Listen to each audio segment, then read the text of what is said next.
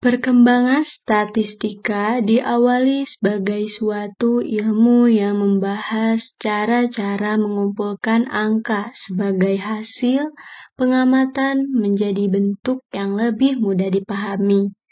Menurut Spiegel, statistika berasal dari kata status yang berarti negara. Sehingga pada awalnya statistika berkaitan dengan ilmu untuk angka-angka atas perintah raja suatu negara yang ingin mengetahui kekayaan negaranya, jumlah penduduk, hewan peliharaan, hasil pertanian, dan maupun modal. Sejak tahun 1700-an, analisis data yang dilakukan secara deskriptif berdasarkan tabel-tabel frekuensi, rataan, dan ragam untuk sampel atau contoh ukuran besar. Tahun 1800-an merupakan awal penggunaan grafik-grafik untuk penyajian data seperti histogram sejalan dengan penemuan sebaran atau kurva normal. Dalam statistika deskriptif, tidak ada perbedaan antara data yang diperoleh dari sampel dengan populasinya. Kemudian, apa yang dihitung dari sampel digunakan untuk menandai populasi. Pada taraf selanjutnya, orang tidak puas hanya mengumpulkan angka-angka pengamatan saja.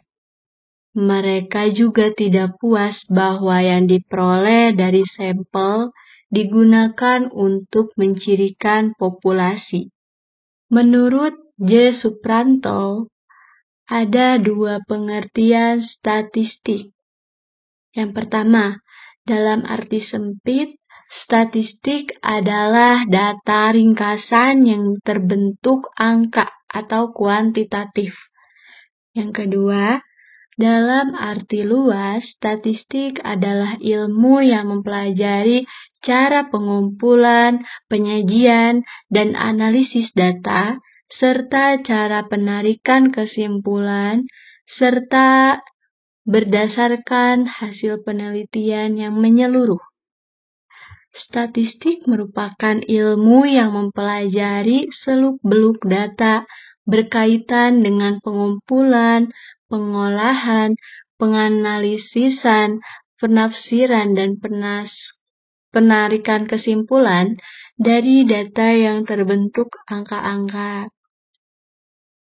Inti komponen kegiatan statistik yaitu yang pertama itu ada data, kedua berkaitan dengan angka-angka, yang ketiga kegiatan pengumpulan dan pengolahan data, yang keempat kegiatan analisis data, yang kelima penarikan kesimpulan, dan yang terakhir membuat keputusan.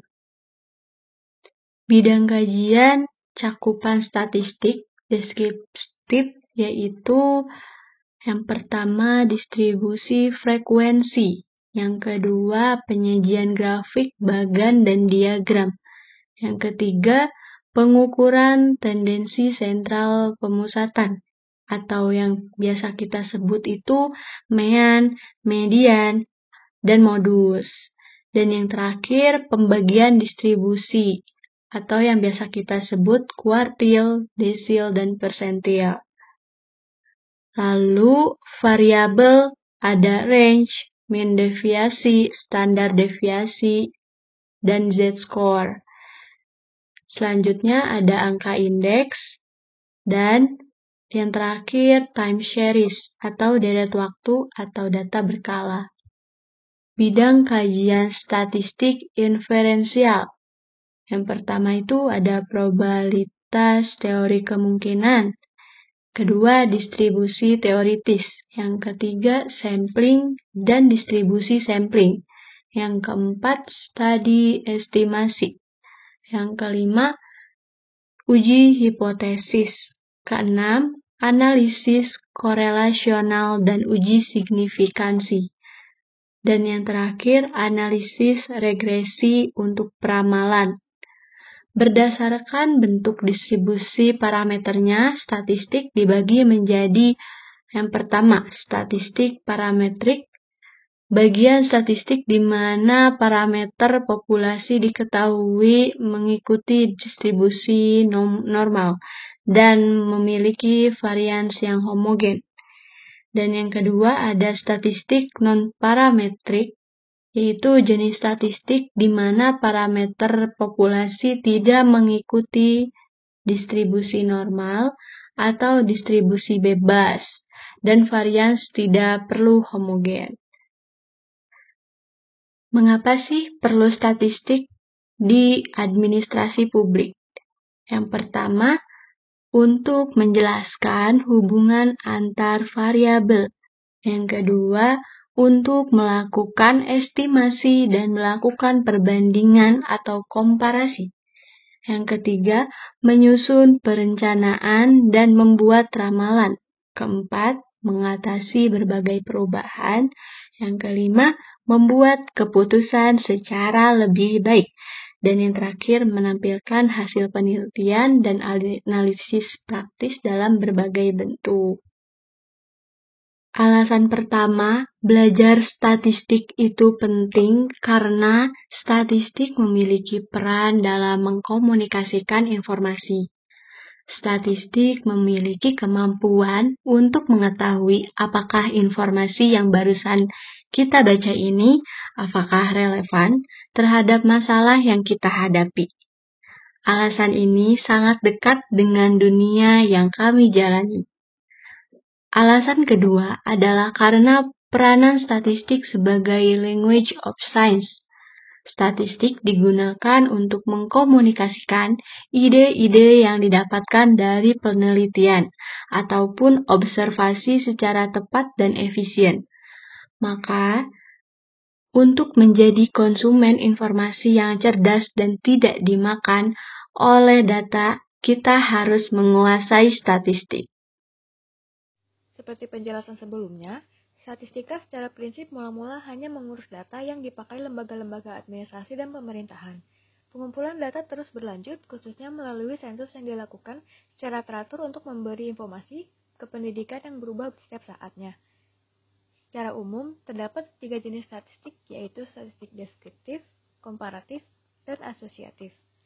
Statistik deskriptif adalah statistik yang berfungsi untuk mendeskripsikan atau memberi gambaran terhadap objek yang diteliti melalui data sampel atau populasi sebagaimana adanya, tanpa melakukan analisis dan membuat kesimpulan yang berlaku untuk umum. Statistik komparatif adalah jenis statistik yang digunakan untuk menganalisis penelitian komparatif, yaitu suatu penelitian yang sifatnya membandingkan fenomena yang terjadi antar kelompok. Statistik asosiatif adalah jenis statistik yang digunakan untuk menguji hubungan korelasi antar variabel. Pada penerapannya di bidang administrasi publik, statistik umumnya digunakan dalam proses sensus penduduk. Umumnya, tugas terpenting dari seorang administrator atau seorang manajer adalah membuat keputusan. Keputusan yang diambil harus tepat dan praktis. Maka, untuk dapat memenuhi syarat-syarat keputusan tersebut, seorang administrator perlu memiliki data yang lengkap, akurat, dan tersusun secara sistematis. Pengumpulan, pengolahan, dan penyimpanan data dan informasi tersebut dapat dilakukan melalui penggunaan statistika. Jadi, ilmu statistika tidak dapat dipisahkan dari ilmu administrasi publik.